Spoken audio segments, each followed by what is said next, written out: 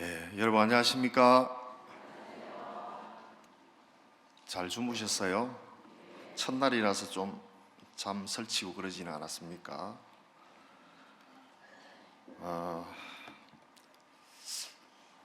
새해 복 많이 받으십시오. 나오시는 분들마다 계속 할 것 같습니다. 아마 복을 많이 받아가지고 가시면 좋겠습니다. 성경 읽도록 하겠습니다. 여호수아 20장에 있는 말씀 읽도록 하겠습니다.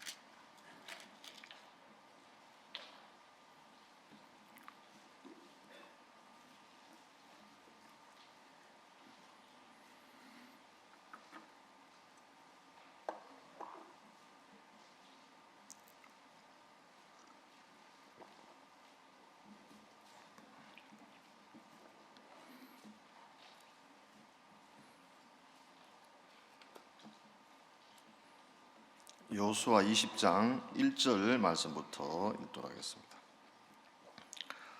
여호와께서 여호수아에게 일러 가라사대 이스라엘 자손에게 고하여 이르라 내가 모세로 너희에게 말한 도피성을 택정하여 부지 중 오살한 자를 그리로 도망하게 하라. 이는 너희 중 피해 보수자를 피할 곳이니라. 그 성읍들의 하나에 도피하는 자는 그 성읍에 들어가는 문어기에 서서 그 성읍 장로들의 귀에 자기의 사고를 고할 것이요 그들은 그를 받아 성읍에 들여 한 곳을 주어 자기들 중에 거하게 하고 피해 보수자가 그 뒤를 따라온다 할지라도 그들은 그 살인자를 그의 손에 내어주지 말지니 이는 본래 미워함이 없이 부지 중에 그 이웃을 죽였음이라. 그 살인자가 회중의 앞에 서서 재판을 받기까지나 당시 제사장의 죽기까지 그 성읍에 거하다가 그 후에 그 살인자가 본 성읍 곧 자기가 도망하여 나온 그 성읍의 자기 집으로 돌아갈지니라. 무리가 납달리의 산지 갈릴리 게데스와 에브라임 산지의 세겜과 유다 산지의 기랏 아르바 곧 헤브론을 구별하였고 또 여리고 동 요단 저편 너벤 지파 중에서 평지 광야의 베셀과 갓 지파 중에서 길랏 아목과 머나세 지파 중에서 바산 골랏을 택하였으니 이는 곧 이스라엘 모든 자손과 그들 중에 우거하는 객을 위하여 선정한 성읍들로서 누구든지 부지 중 살인한 자로 그리로 도망하여 피해 보수자의 손에 죽지 않게 하기 위함이며 그는 회중 앞에 설 때까지 거기 있을 것이니라. 20장을 다 읽었습니다.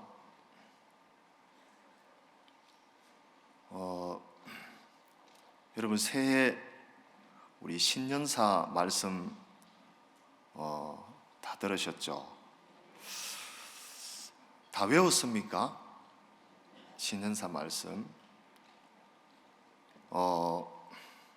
저도 외운다고 고생 많았는데 또 아마 여기 서면 잘 이렇게 기억이 안 날 것 같네요.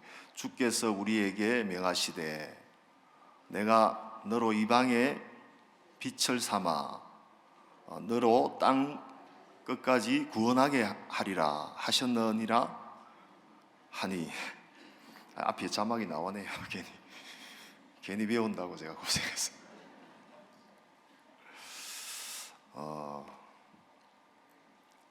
우리 또 작년에 지나간 2016년도에는 우리는 뒤로 물러가 침륜에 빠질 자가 아니요 오직 영혼을 구원함이라는 믿음을 가진 자니라.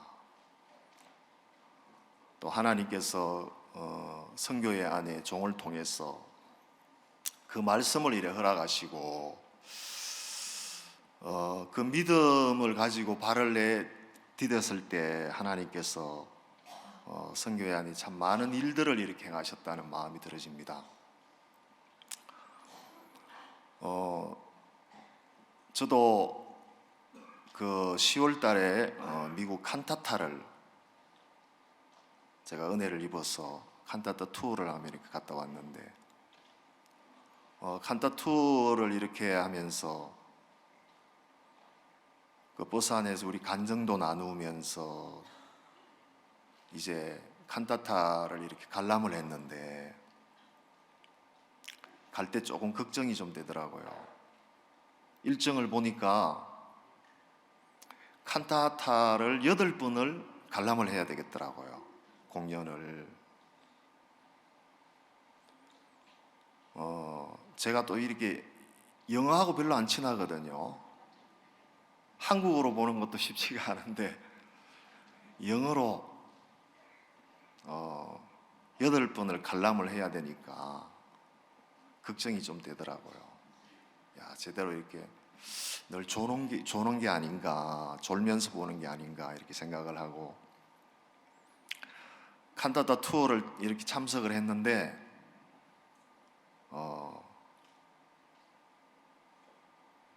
거의 안 졸았어요. 한 번도 안 졸았다면 좀 거짓말 같아서 거의 안 졸고 칸타타를 8번을 관람을 다 했거든요. 근데 그렇게 은혜롭더라고요. 가는 곳마다 사람들이 가득 이렇게 공연장을 채우고 칸타타를 이렇게 사람들이 공연을 보면서 손을 꼭 쥐고 보시는 분들 옆에서 보니까 그 칸타타 속에 마음이 다 공연 속에 빨려 들어가는 것 같더라고요. 보니까 늘 이렇게 말로만 이렇게 인터넷을 통해서만 이렇게 듣다가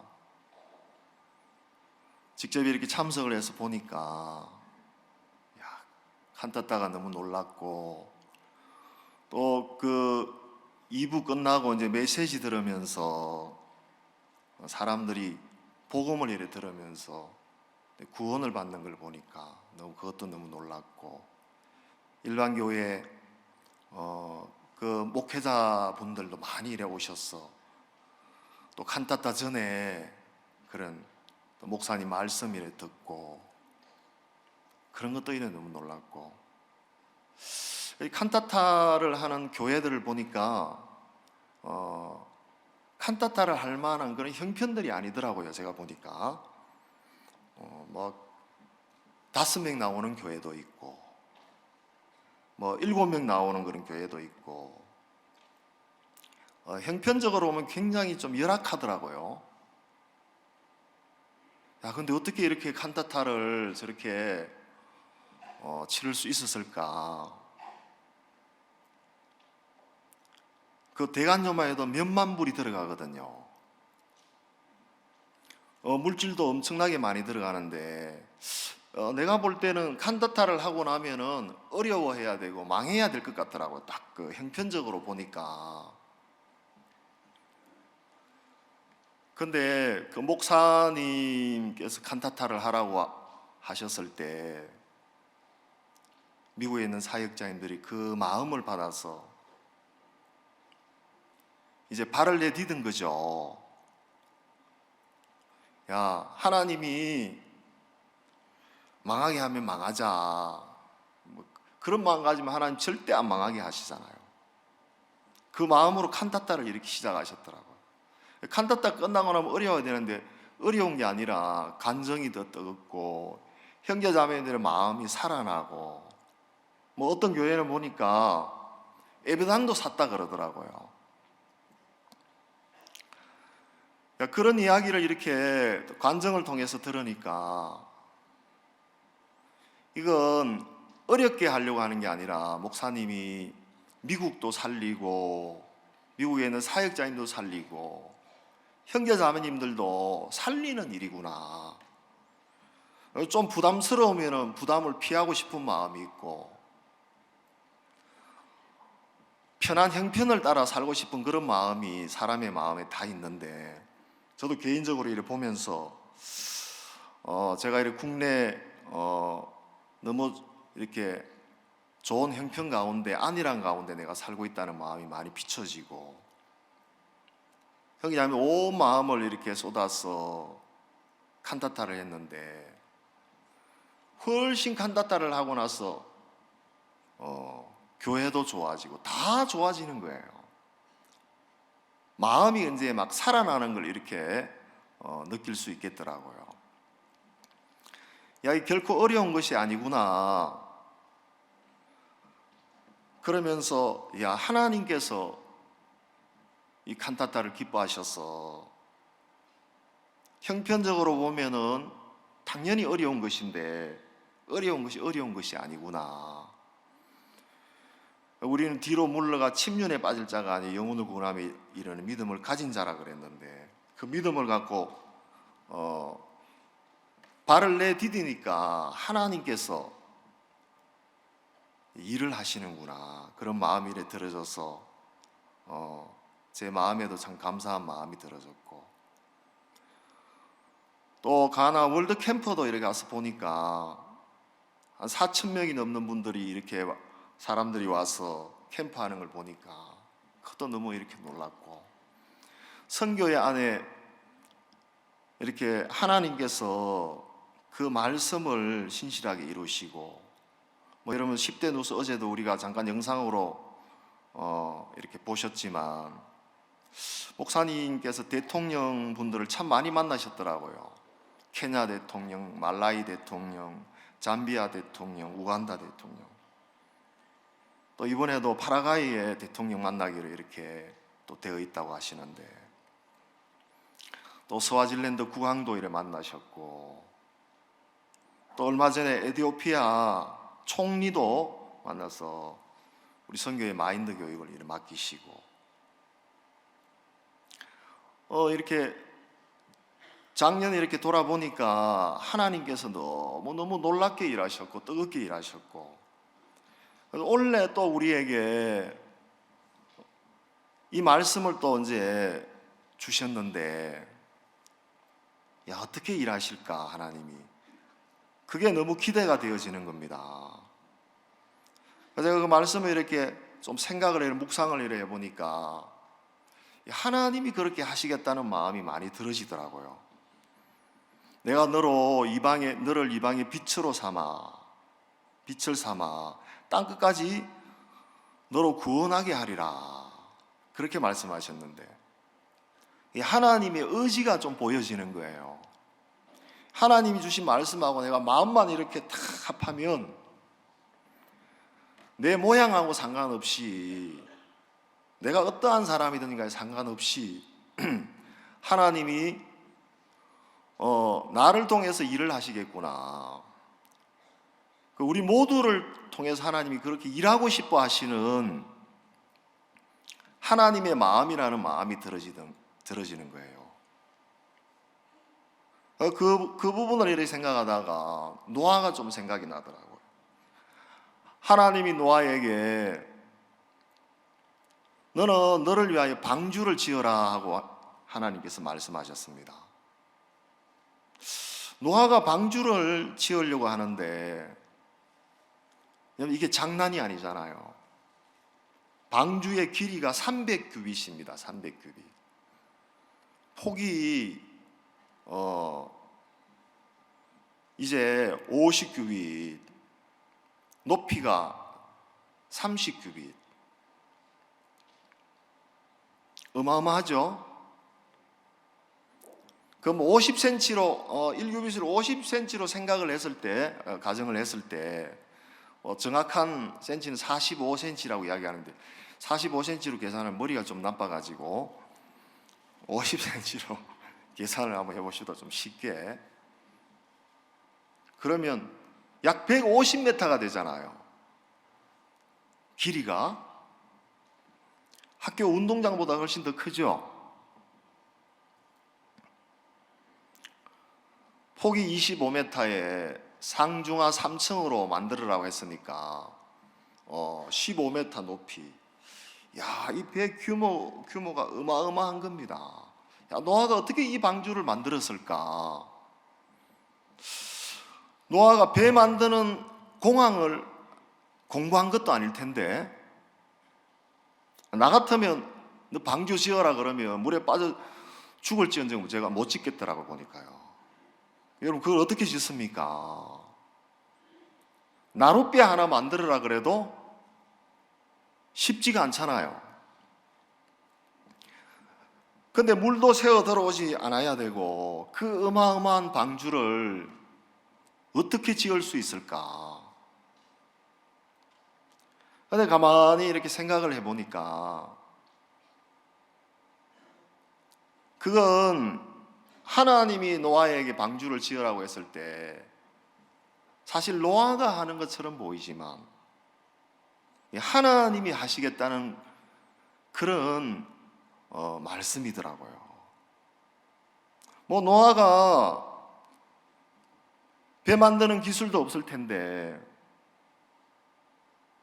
그 길이가 150m가 되는 배를 유지하려고 해봐요. 파도에도 견뎌야 되고 물의 압력도 견뎌내야 되고. 여러분 잘못하면 이게 두동강이 나버리잖아요. 이게 길이가 길기 때문에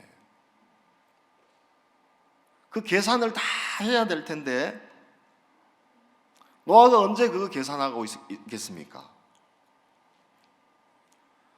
근데 우리가 외형적으로 보면은 노아가 만드는 것처럼 보이지만 사실 하나님이 그렇게 하시겠다. 하나님의 마음이구나. 노아가 방주 짓는 게 어려운 게 아니고 하나님이 하나 지혜를 주시고 또 은혜를 베푸시고 하나님이 노아 가족을 보존하셔야 되고 짐승들 세대를 보존해야 되기 때문에 하나님이 노아에게 그렇게 은혜를 베풀어 주신 것이구나. 이 복음의 일이라는 게 그렇더라고요. 사실 내가 뭐 하는 것처럼 보이지만 그렇잖아요. 우리 어떤 일 하면 아유 저 못해요. 뭐 주일학교 하나 누구 보고 자매님 좀 하세요. 그러면 아유 저 못해요. 뭐 교회 안에서 뭐 좀 일을 하라 그러면 아 제가 그거 어떻게 합니까? 근데 복음의 일은 사실 내가 하는 게 아니고 그 말을 받아서 마음을 받아서 발을 내디디면 하나님이 하시겠다는 의지거든요. 그래서 신년사 말씀을 들으면서 그런 마음이 들어지더라고요. 야, 내가 어떠하든지 간에 하나님이 나를 통해서 이 일을 하고 싶어 하시는구나. 제가 그 마음을 이렇게 마음에 이렇게 더듬어 보니까 너무 은혜롭고 하나님이 내가 너를 이방의 빛을 삼아 너로 땅끝까지 구원하게 하리라. 하나님이 모세에게도 그렇게 말씀하셨어요. 내가 너를 바로왕에게 보내 애굽에 있는 내 백성을 이끌어내게 하리라. 그것도 하나님의 의지더라고. 가만히 보니까 전부 그런 이야기인 거죠. 야, 이것도 하나님이 하시고 싶어 하시는구나. 그럼 내가 할 수 있는 게 뭘까? 하나님하고 내가 마음만 이렇게 딱 같이 합하면 되는구나. 그러면 하나님이 나를 통해서 당신의 일을 하고 싶어 하시는구나. 여러분 신년사 말씀 들으면서 어떻게 생각했는지 모르겠지만 어떤 분들은 1년 내내 여기 붙여놓잖아요. 교회에 그거 그냥 보다가 생각하면 안 해보고 1년 혹시 지내신 분은 없죠? 아무도 대답 안 하시는 거 보니까 다 생각하시고 그 마음에 묵상하시고 마음에 품으셨다는 마음이 들어집니다. 그럼 하나님이 일을 하시겠구나 하는 그런 마음이 들어지니까 너무 소망이 되어지고 또 하나님 앞에 2017년도에 하나님이 또 우리를 통해서 땅끝까지 이 복음을 전하는 일에 도구로 쓰고 싶어 하신다 하는 그 마음이 들어져서 하나님 앞에 참 감사한 마음이 들어졌습니다. 제가 오늘은 이 여호수아 성경을 읽었는데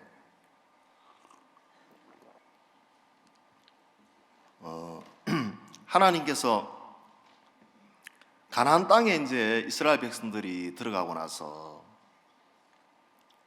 도피성을 만들라고 말씀하셨습니다. 요단강을 중심으로 요단 동편에 이제 세 개의 도피성을 만들고, 또 요단 서편에 서쪽에 이제 세 개의 도피성을 만들려고 했습니다. 총 6개의 도피성을 만들어서 길을 이래 닦아 놓고, 부지 중에 오살한 자가 그리로 피할 수 있도록 하나님이 하셨어요. 민수기 성경에는 보면 그릇 범죄한 자라고 나와 있습니다. 그릇 범죄한 자. 똑같은 말입니다. 부지 중에 이 여호수아 성경에는 3절에 보면 부지 중 오살한 자를 그리로 도망하게 하라. 이는 너희 중 피의 보수자를 피할 곳이니라. 왜 이제 도피성으로 피하라고 했느냐면은 부지 중에 자기도 모르게 사람을 죽였다는 거죠. 사람을 죽일 만한 의도를 가지고, 계획을 가지고 사람을 죽인 게 아니고, 뭐 도끼로 이제 나무를 하다가 도끼 자루에 있는 날이 이제 빠져가지고 도끼 날이 날아가서 사람을 죽인 겁니다. 전혀 죽일 의도가 없었어요. 그런 계획도 없었고 미워하는 마음도 없었고, 또 뭐 밭을 매다가 큰 돌을 하나 이제 던졌는데 누가 지나가다가 맞아서 내진탕으로 죽었어요. 그러니까 부지 중에 이제 살인을 한 거죠. 죽일 의도가 있었던 게 아니고 미워하는 마음도 없고 전혀 그런 계획도 없었는데 살인자가, 졸지의 살인자가 돼버린 겁니다. 자, 그랬을 때 하나님께서 도피성을 만들어 놓으시고 부지 중 오살한 자가 그 도피성으로 피하도록 하나님이 하셨다는 겁니다. 왜 그리로 피해야만 되느냐면 피의 보수자가 자기를 죽이기 때문이라는 거죠.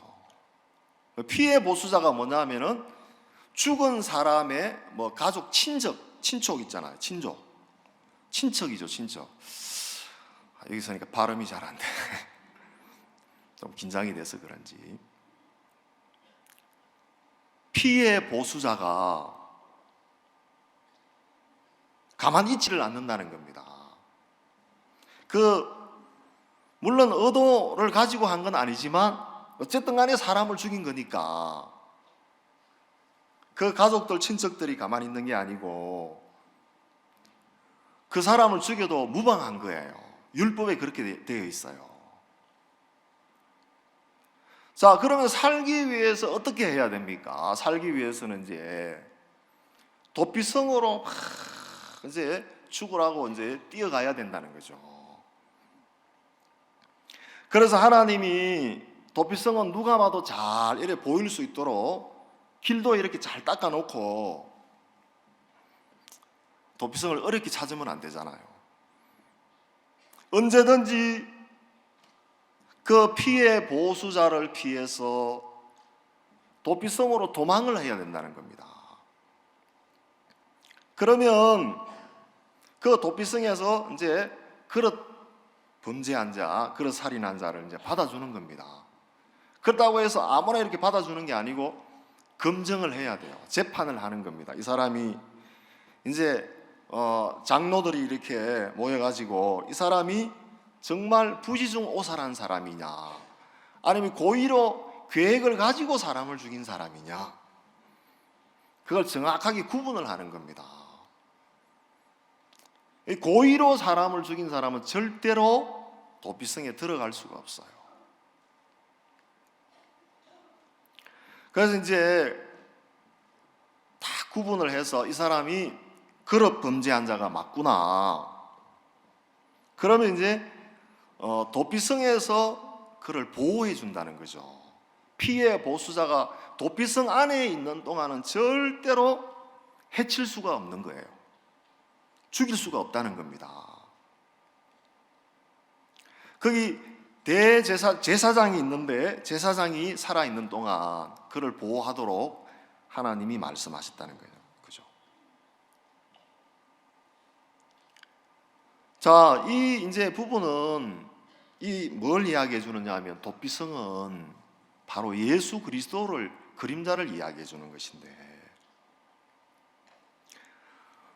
부지중 오살한 자가 그리로 도망하도록 하나님이 하셨다는 겁니다. 자, 이 사람을 한번 생각해 보면, 사람을 죽인 사람을 한번 생각해 보면, 자기는 죽일 의도가 없었어요. 자기는 정직하게 살고 싶고 정상적인 삶을 살고 싶었다는 겁니다. 자기 의지하고 전혀 상관없이 도끼날이 빠져가지고 사람을 죽여버린 거예요. 돌을 던졌는데 돌에 맞아가 사람이 죽어버린 거예요. 누가 그러고 싶은 사람은 세상에 아무도 없겠죠.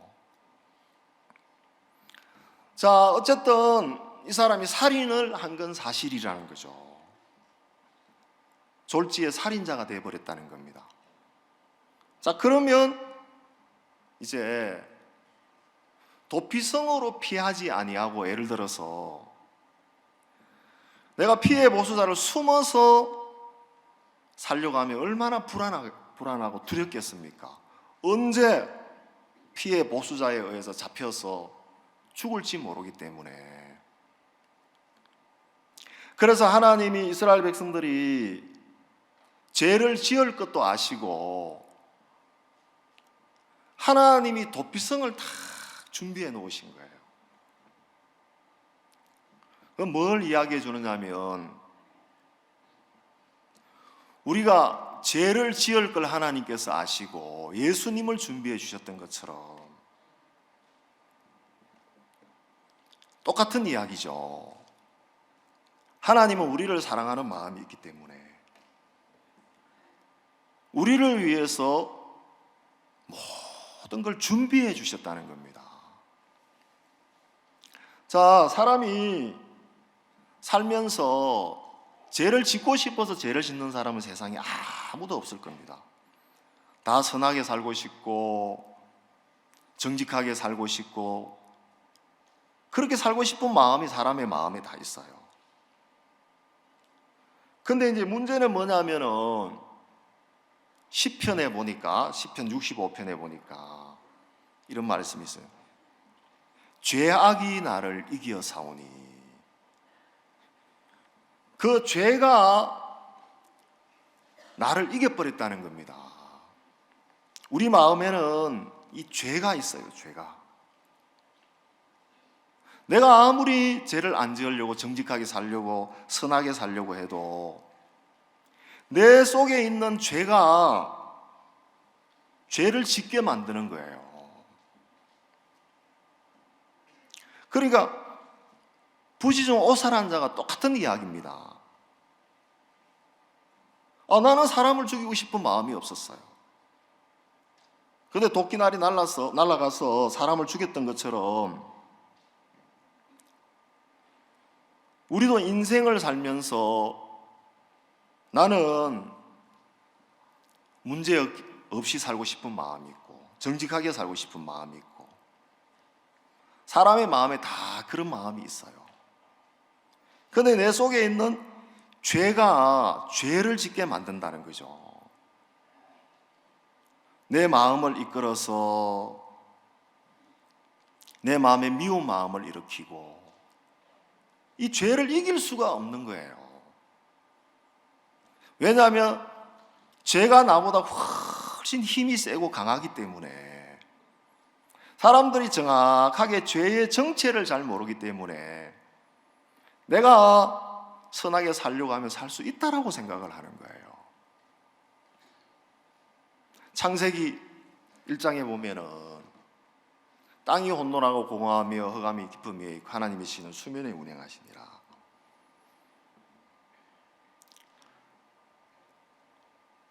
얼마 전에 대전도 집회 때 우리 박국수 목사님을 통해서 그 말씀을 들었는데, 땅이 혼돈하고 공허하며 흑암이 깊음이 있고, 땅이 뭐 수천 년을 있었는지 수만 년을 있었는지 모르지만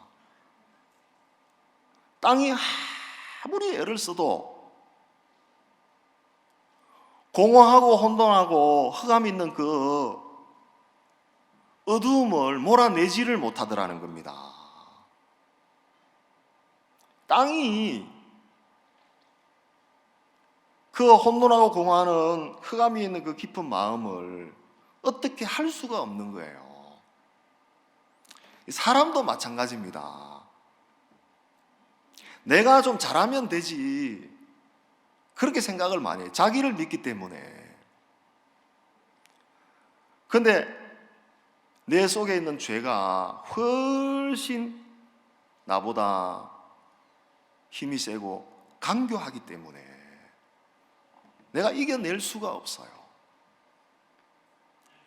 인류 역사상 지금까지 아담으로 말미암아 죄가 세상에 들어오고 나서 그 죄로 말미암아 사망이 왔다 그랬는데, 어느 누구도 죄를 이긴 사람은 한 사람도 없어요. 여러분, 세상에 죄를 이긴 사람이 있습니까? 혹시 여러분 중에 죄를 이기신 분 한번 손 한번 들어봐 봐요. 아무도 없죠? 죄에서 벗어나려고 그렇게 애를 쓰고 선하게 살려고 해서 죄를 벗어날 수가 없어요. 여러분, 서울대학교 나와도 죄를 이길 수 있어요? 연고대 나오면 죄를 이길 수 있습니까? 세상에서 많은 학식을 갖추면 죄를 이길 수 있습니까? 그러면 머리가 좋으면 죄를 이길 수가 있어요? 죄를 이긴 사람은 아무도 없어요. 그런데 많은 사람들이 그 죄로 말미암아 불행해지는 경우들이 얼마나 많이 있느냐는 거죠. 하루아침에 죄로 말미암아 이 부지중 오살한 자도 마찬가지라는 거죠. 나는 이렇게 살고 싶은 마음이 없었어. 정상적으로 그렇게 평범하게 살려고 했는데 어느 날 정신을 차려보니까 살인한 자가 되어 있는 겁니다. 아무도 그 죄에 대해서 자유할 수가 없다는 거죠. 머리가 좋다고, 서울대학교 똑똑하다고, 서울대 대학 나와도 똑똑하다고 죄를 이길 수 있는 것도 아니에요. 제가 한 번은 수양회 때 어떤 목사님이 어떤 형제님을 좀 교제 상담을 좀 해달라고 해서 제가 그 형제님하고 언제 만나서 이제 이야기를 이렇게 하는데, 이 형제님이 뭐가 문제지, 뭐가 잘못됐지, 그걸 알아야 뭐 이렇게 서로 이야기를 할 수 있잖아요. 그래서 수양회 때니까 저녁에 들었던 말씀, 오늘 무슨 이야기 들었습니까? 어떻게 들었습니까? 좀 이야기를 좀 해보라고 하니까 이야기를 쭉 하는데 말씀을 너무 잘 들었더라고요. 여러분, 수양회 첫날 오면 좀 피곤하죠, 그죠? 지금 새벽에도 피곤하죠? 좀 안 졸리는 말 쌈박하게 하면 좋겠는데 제가 그런 재주가 없어가지고 졸게 하는 재주는 있어도 그 형제님한테 이야기 들어보니까 이야기를 너무 잘 들었더라고요.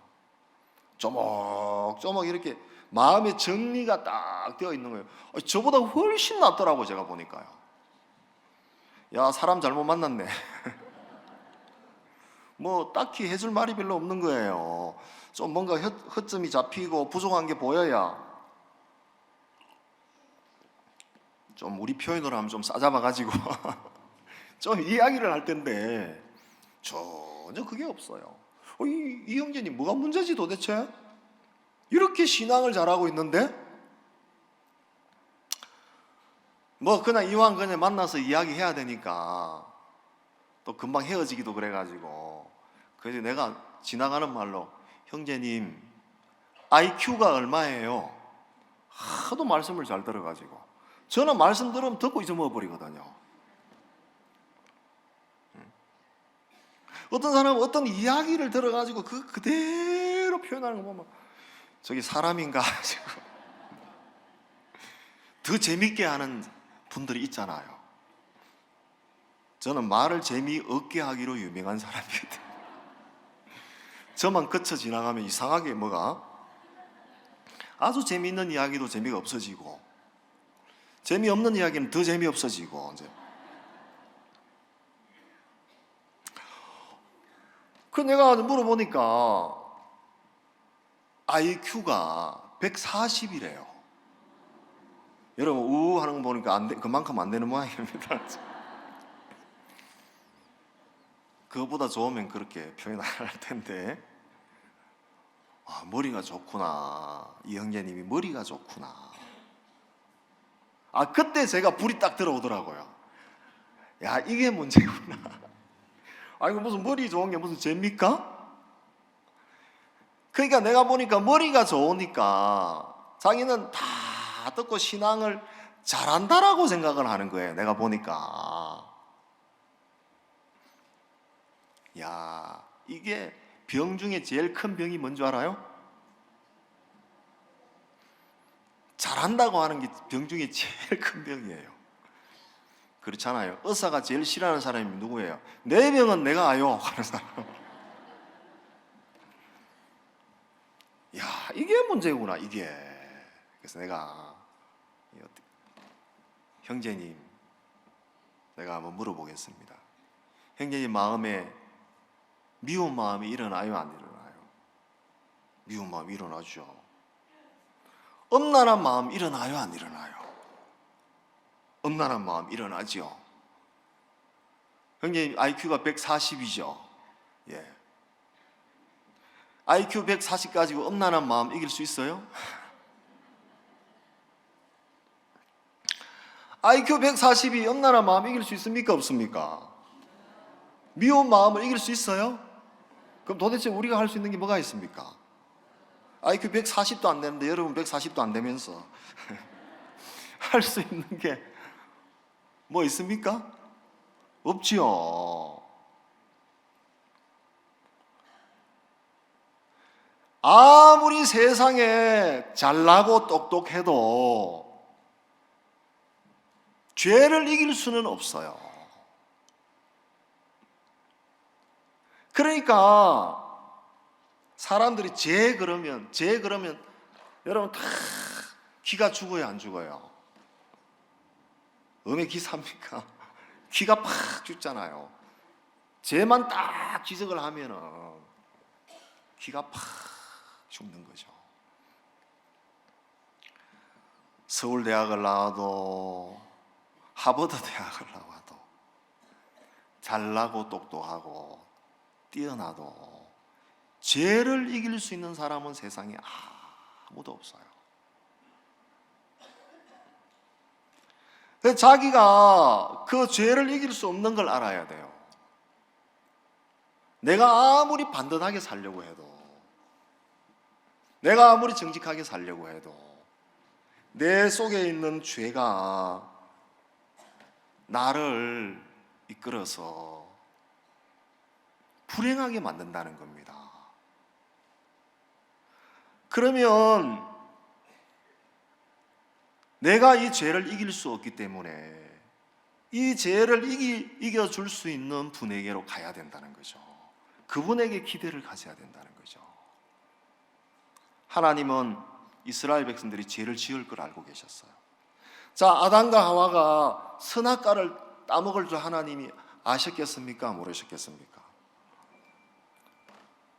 가죽옷을 준비해 놓으시고 이스라엘 백성들이 죄를 지을 걸 아시고 하나님이 성막을 만들라고 모세에게 말씀하셨어요. 하나님이 이스라엘 백성들이 부지중 오살한 죄를 지을 걸 아셨기 때문에 그들을 깊이 생각하는 마음이 있었다는 거죠. 그래서 도피성을 만들어서 누구든지 그리로 피하도록 하신 겁니다. 자, 내가 이 죄를 내가 정직하게 살려고 해도 죄가 나를 이끌어서 죄가 나를 불행하게 하는 걸 정확하게 알며 그걸 정확하게 발견한 사람은 구원자에게 은혜를 구한다는 거죠. 나를 여기서 이끌어주고 나를 여기서 건져줄 구원자를 찾아간다는 겁니다. 자, 성경에 보니까 가룟 유다하고 사도 바울을 한번 생각해 보면은 똑같이 두 사람이 죄를 지었어요. 근데 두 사람이 똑같이 죄를 발견했지만 마음이 달랐어요. 자, 가룟 유다하고 사도 바울의 차이가 뭔 줄 압니까? 자, 가룟 유다는 죄를 짓고 나서 예수님을 은삼십냥에 팔고 나서 스스로 정죄가 되어서 은삼십냥을 들고 제사장들에게 찾아가서 내가 무죄한 피를 팔았다다. 그러니까 뭐라고 이야기했냐면 네가 당하라. 네가 그렇게 했으니까 네가 당해라. 가룟 유다는 스스로 정죄해서 목을 메어 죽어버렸어요. 사단에게 철저하게 쏘은 사람이에요. 근데 사도 바울은 좀 달랐어요. 사도 바울도 탐심이라는 죄가 늘 자기를 괴롭히는 겁니다. 죄를 안 지으려고 탐심을 안 가지려고 하는데도 늘 마음에 그 마음이 일어나는 거예요. 너무너무 고통스러운 거죠. 근데 하나님께서 사도 바울의 마음에 성령께서 그 마음을 깨우쳐 주셨는데 로마서 7장에 보면 뭐라고 나와요? 내 속 곧 내 육신에 선한 것이 가지 아니하는 줄 아노니 원하면 내게 있으나 선을 행하는 것은 없노라. 그리고 뒤에 보면 내가 원하는 바 선은 하지 아니하고 도리어 원치 아니하는 바 악은 행하는도다. 그러면 이를 행하는 자가 내가 아니요 내 속에 거하는 죄니라 하고 사도 바울이 그 로마서 7장에서 자기 마음을 간증하고 있어요. 사도 바울이 발견한 게 뭐였느냐면은 내 속에 행하는 게 내가 아니라는 걸 발견했어요. 근데 가룟 유다는 죄를 지었을 때 내가 그렇게 했다고 생각하는 거예요. 그러니까 자기가 책임을 지기 때문에 정죄를 당해서 목을 메어 죽은 겁니다. 근데 사도 바울은 이게 내가 아니구나. 내 속에 있는 죄가 이렇게 나를 만들었구나. 그러면 그걸 정확하게 발견한 사람은 어디로 갑니까? 사도 바울은 더 이상 자기가 그 죄하고 싸우지를 않더라는 거예요. 그때부터. 오라 나는 공고한 사람이로다. 누가 이 사망의 몸에서 나를 건져내랴. 그 다음에 우리 주 하나님께 감사하리로다. 그런 말씀. 주 예수 그리스도께 감사하리로다. 사도 바울의 마음에는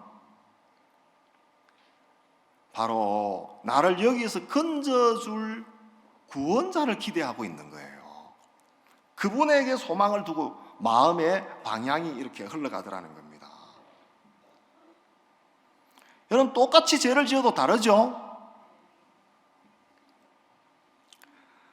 가룟 유다의 마음에는 마귀한테 철저하게 쏘은 겁니다. 사람들이 그렇게 생각하는 거예요. 내가 죄를 지었다고 생각하니까 내가 마음먹으면 죄를 안 지을 수 있다라고 생각을 하는 겁니다. 그렇기 때문에 이 세상 마귀한테 철저하게 이용을 당하는 거죠. 사도 바울은 그걸 정확하게 발견했어요. 내 속에 있는 죄가 나를 이렇게 만드는구나. 내가 한 게 아니구나. 그러면서 바울은 내가 아무리 애를 쓰고 각오하고 결심하고 내가 해도 이 죄를 이길 수 없구나.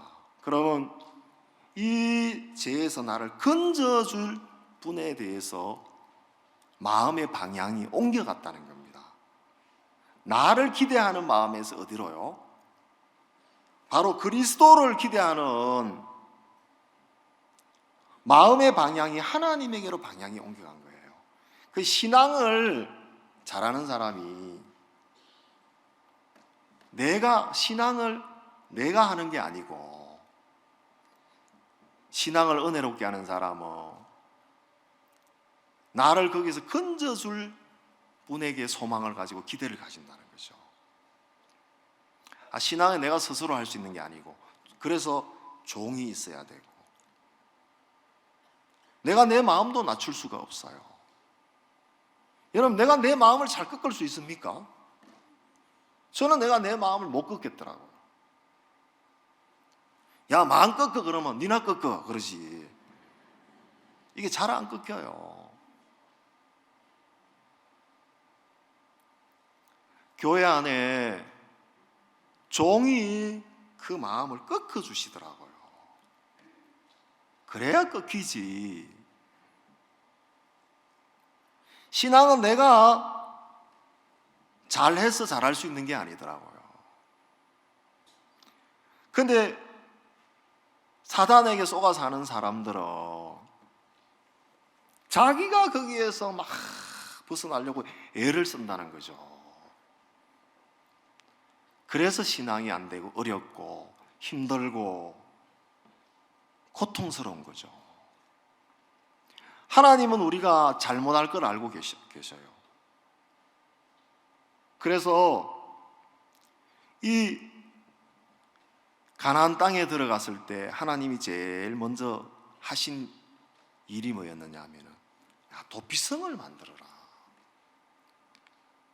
도피성을 만들어서 누구든지 부지중 오살한 자가 그리로 피할 수 있도록 하나님께서 다 준비해 주신 거예요. 그래서 그릇 살인한 자가 도피성 안에 있으면 안전한 겁니다. 절대 피해 보수자가 그 도피성 안에는 들어올 수가 없는 겁니다. 바로 예수 그리스도 안을 이야기하는 거죠. 예수 그리스도 안에는 뭐가 없습니까? 정죄가 없는 거예요. 거기에는 그 부지중 오살한 자를 다 보호해 줄 수 있는 모든 게 준비가 되어 있다는 겁니다. 우리가 교회 안에서 하는 것도 마찬가지. 우리 눈에는 보이지 않지만 눈에 안 보이는 울타리가 있어요. 그냥 우리가 지내는 것처럼 보이지만 하나님이 베드로에게 너는 베드로라, 내가 이 교회를 반석 위에 세우리니 음부의 권세가 이기지 못하리라 그랬어요. 여러분, 교회는 음부의 권세가 이기지를 못해요. 하나님의 허락 없이는 절대 어떻게 할 수가 없다는 겁니다. 이게 우리 눈에는 안 보이지만 보이지 않는 울타리가 있어요. 그 아가스라는 성경에 보면 이런 말씀이 있어요. 4장 12절에 보면은, 지금 찾지는 마시고, 나의 누이 나의 신부는 장근 동산이요 덮은 우물이요 봉한 샘이로다, 이런 말씀이 있어요. 장근 동산이라는 말은 이 어떤 동산이 하나가 있는데 잠겨 있다는 거죠. 그 잠겨 있다는 말은 울타리가 있겠어요, 없겠어요? 문이 있으면 당연히 울타리가 있겠죠, 그죠? 그 문만 있는 그런 데가 있어요.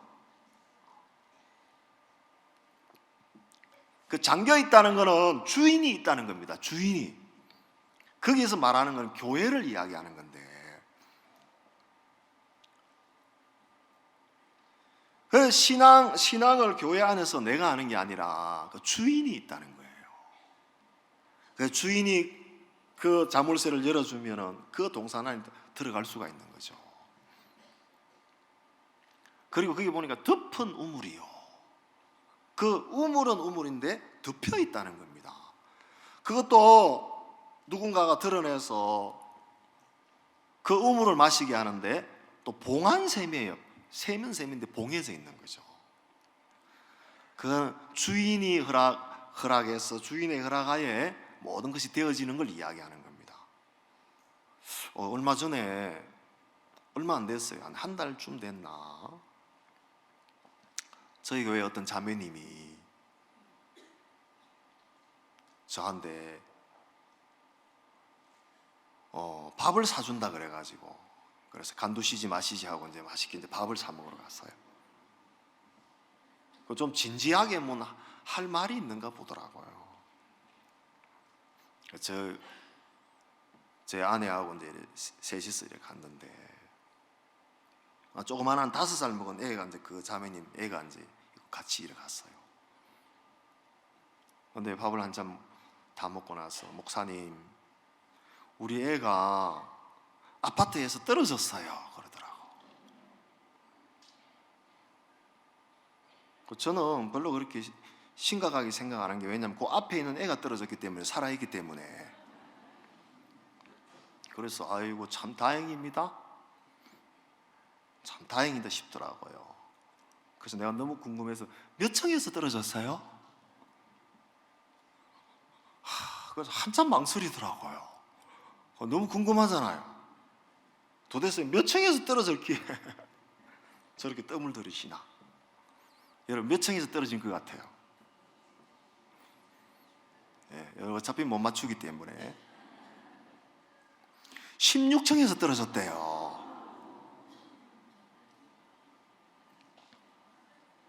그런데 애가 하나도 안 다쳤어요.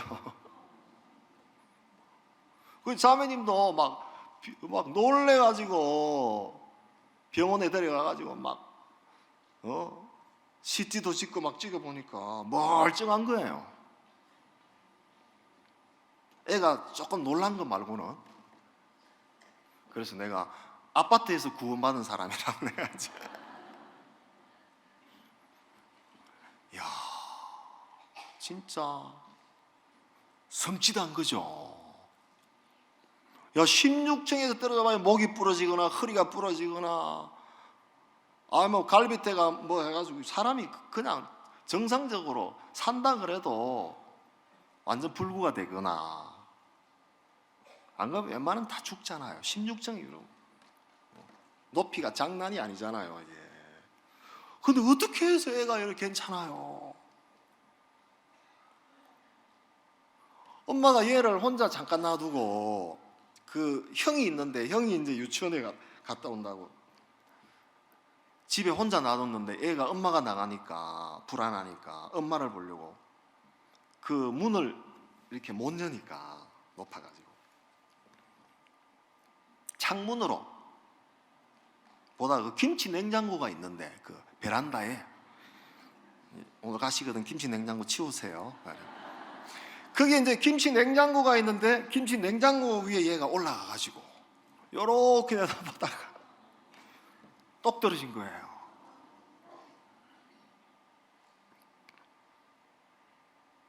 근데 신기한 일이 일어나는 게, 떨어졌는데 밑에 나무가 가지가 3개가 부러지면서 애를 탁 받아준 거라, 이렇게. 근데 이야기를 하는데 보니까 그 나무가 너무 커도 안 돼. 그 너무 크면은 나무에 이게 몸이 받쳐갖고 부러져 버리잖아요, 몸이. 근데 이 가지가 이 애를 받아줄 만한 최적의 나무였어요. 더 이상 표현이 안 되는데. 하나님이 도피성을 준비하듯이 나무를 딱 준비해 놓으신 거예요. 그래서 가지가 하나 딱 떨어지면서 이게 안 부러지면 안 돼요. 하나 부러지면서 나무가 좀 고생을 했죠. 또 밑에 있는 나무가 또 딱 받쳐주고 그 나무가 또 딱 부러지면서 완충작용을 한 거예요. 그러면서 그 옆에도 보면은 막 그 삐죽삐죽 막 그 콘크리트가 솟아나 있는데 거기 떨어져도 안 되고, 근데 이 나무가 또 어떤 나무냐면은 키가 자꾸 크니까 가운데를 이게 잘랐어요. 위로 크는 나무 있잖아요. 근데 여기 또 떨어지면 안 돼. 바로 그냥 사람을 뚫어버리잖아요. 근데 정확하게 뭐예요? 가지에 탁 떨어지면서 세 개의 가지가 부러지면서 내가, 야, 자매님, 보이지 않는 하나님이 울타리가 있는 거예요. 우리가 불행이라는 게 멀리 있는 게 아니고, 돈을 아무리 벌어봐요, 그 아이가 떨어져 죽었다고 생각해봐요. 엄마의 마음이 얼마나 슬픔이 되겠어요. 행복할 수 있겠습니까? 가족들 전체가 비통하고.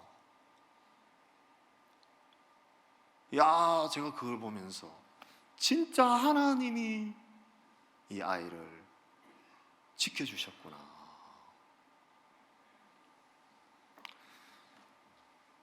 우리가 삶을 살면서 내가 그냥 잘 살아야 되는 게 아니고, 내가 반듯하게 살아야 되는 게 아니고, 내가 조심해야 그게 다가 아니고, 그건 한계가 있는 거예요.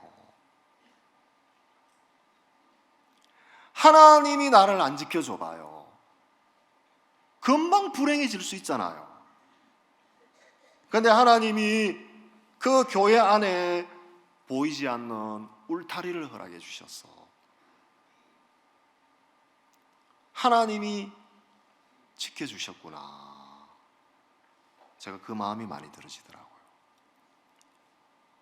그러니까 그 애기 아빠 되는 분 교회에 한 번도 안 나왔는데 크리스마스 24일 날 교회를 왔더라고요. 그래서 떨어질만 해요, 안 떨어질만? 죄송한 이야기지만 떨어지는 것도 괜찮구나.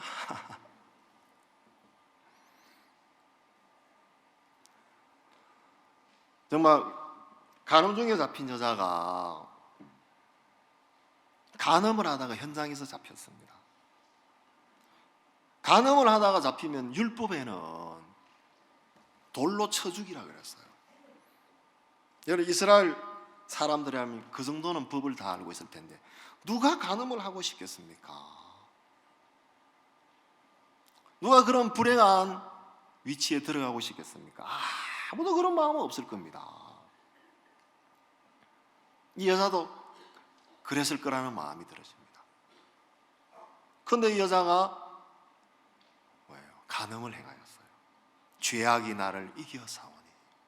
여러분, 내가 잘하려고 해서 되는 게 아니고 내 속에 있는 죄가 나를 이겨버렸기 때문에 내 스스로 안 된다는 겁니다. 이거는 원치 않는 서기관과 바리새인의 손에 이끌려서 막 주위의 사람들이 돌을 들고 그 여자를 따라가고, 여자가 얼마나 두렵고 놀랬겠습니까? 그 돌이 모세율법에 돌로 쳐 죽이라고 하는 돌이 날아와서 여자를 때려 죽인다고 생각해 봐요. 너무 비참하게 죽을 수 있잖아요. 제가 어릴 때 시간이 다 됐는데 이것만 이야기하고 마치겠습니다. 시골에서 초등학교 다닐 때 학교까지 가는 거리가 멀어요. 심심하니까 오다가 보면 한 번씩 뱀이 나타나요. 뱀이. 여러분, 뱀이 나타나면 그냥 가기가 심심하잖아요. 그래서 뱀을 이제 돌로 쳐 죽여요. 근데 어른들이 뭐라고 이야기했냐면 그때 어릴 때, 야, 뱀을 죽일 때 대충 죽이면 집에까지 따라온다 하더라고요. 뱀이. 그래서 뱀을 죽일 때 확실하게 죽여야 돼. 그래서 머리가 형체를 알아볼 수 없도록 좀 있으면 밥 먹어야 되는데 창자가 튀어나와가지고 돌무더기를 만들어야 돼요. 여자를 돌로 한번 쳐 죽인다고 생각해봐요. 얼마나 비참하겠습니까? 여자가 그러고 싶은 마음이 없었는데 자기가 원하지 않았지만 그렇게 돼버렸다는 겁니다. 각오하고 결심했지만 그게 이길 수 없는 겁니다. 사람들이 정확하게 그걸 알면은 예수님에게 나올 수밖에 없다는 거죠. 그런데 예수님 앞에 이 여자가 가늠하던 현장에 잡혔는데 모세율법에 이러한 여자를 돌로 치라 명하였는데 선생님 어떻게 말하겠나니까. 예수님이 손가락으로 땅에 글씨를 쓰시면서 너희 중에 죄 없는 자가 먼저 돌로 치라. 여러분, 이 여자에게 그 예수님이 얼마나 감사가 됐겠습니까? 그 여자를 향해서 돌을 들고 쳐 죽이려고 하는 사람, 너희 중에 죄 없는 자가 돌로 쳐라. 사람들이 그 이야기를 듣고 젊은이부터 어른부터 젊은이까지 하나씩 다 하고, 여자여, 너를 정죄하는 자가 없느냐, 너를 돌로 치려는 자가 없느냐. 주여, 없나이다. 나도 너를 정죄하지 아니하노니. 이 여자에게 예수님이 도피성이 되어 주셨다는 거죠. 여러분, 이곳에 처음 참석한 분들도 많고 그러실 텐데 오늘부터 복음반도 우리가 오전부터 시작하는데, 내가 얼마나 잘 살아야, 정직하게 살아야, 선하게 살아야 되는 게 아니고 우리는 죄를 이길 수 없는 사람이기 때문에 하나님 이스라엘 백성들을 사랑하셔서 도피성을 준비해 놓으셔서 언제든지 부지중 오살한 자가 그를 피할 수 있도록 하셨다는 거죠. 하나님 우리를 깊이 생각하고 사랑하시는 그 마음인데, 여러분, 내가 이 죄를 이길 수 없는 사실을 발견하고 나를 여기서 건져 주실 구원자 예수 그리스도가 필요하구나, 하나님이 나를 여기서 이끌어내 주셔야 되는구나, 그 마음을 가지면 하나님이 여러분 이곳에 계시는 동안 죄에서 벗어나고 우리가 또 복된 은혜를 입을 수 있을 줄 압니다. 오늘 여기까지 하고 마치도록 하겠습니다. 기도드리겠습니다.